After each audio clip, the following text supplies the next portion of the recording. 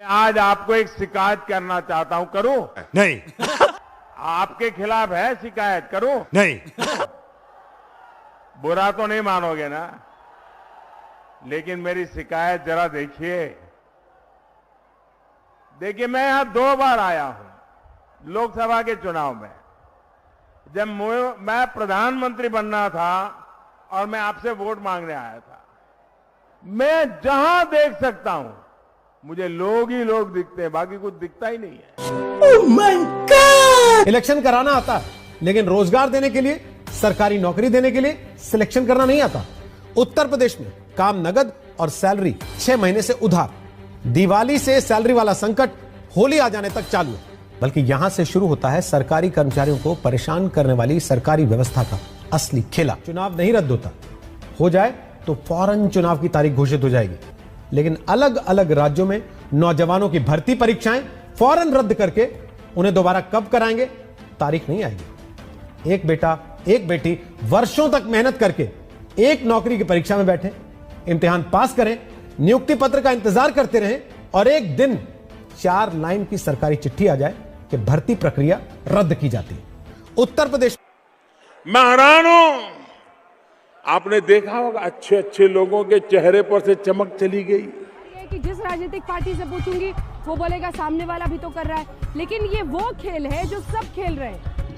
आप सबको ये मतलब लग रहा है कि हम रैली करेंगे नहीं, चुनाव नहीं, मतलब कुर्सी आज आदमी की जान से ज्यादा इंपॉर्टेंट हो गई है। देखिए, कुछ दिन पहले तक परिस्थितियां अलग थी, जब कोविड जरा नियंत्रण में था। अब कोविड के मामले बहुत बेतहाशा भाग रहे हैं। इसमें सब राजनीतिक पार्टियों को आवाज उठानी होगी और आपको ये सुनिश्चित करना होगा कि मुझे नहीं समझ में आ रहा ये कैसे होगा, क्योंकि कुर्सी के आगे कुछ दिखता नहीं है राजनीतिक पार्टियों को, यही संदेश जा रहा है। शाबाश बेटा, बहुत बढ़िया।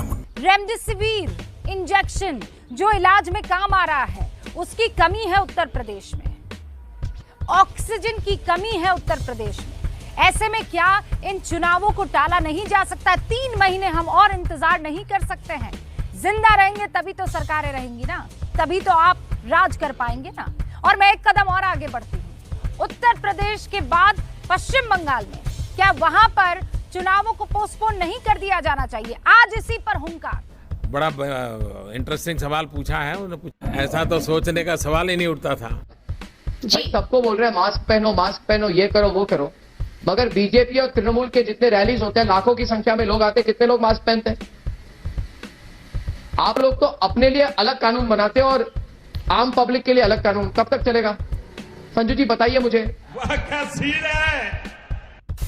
विपक्ष जिसको आप गाली दे रहे हैं कांग्रेस को, उस कांग्रेस ने कहा, सर एक सेकंड, जिस कांग्रेस ने कहा सीबीएसई का पेपर कैंसिल कर दो, आपने मखौल उड़ाया, सीबीएसई का पेपर कैंसिल किया। नहीं, वो पूछिए। जिस कांग्रेस ने कहा विदेशी टीकों को मंजूरी दो, आपने मखौल उड़ाया, आपने कहा कि ये कमीशन खाना चाहते हैं, 2 दिन के भीतर आपने मंजूरी दी।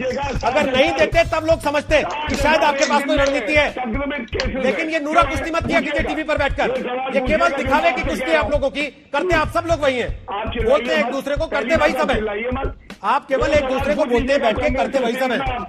अभय दुबे, अभय दुबे, अभय दुबे, 60,000 केसेस एक दिन में महाराष्ट्र में। हाँ ठीक है ना, आ गई ना वही बात, आ गई ना वही बात। मैं इसी का इंतजार कर रहा था। प्रधानमंत्री कहते हैं कि जहां मैक्सिमम टेस्टिंग हो, आप अधिकतम से अधिकतम नंबर बताइए, इसमें कोई शर्माने घबराने की बात नहीं है।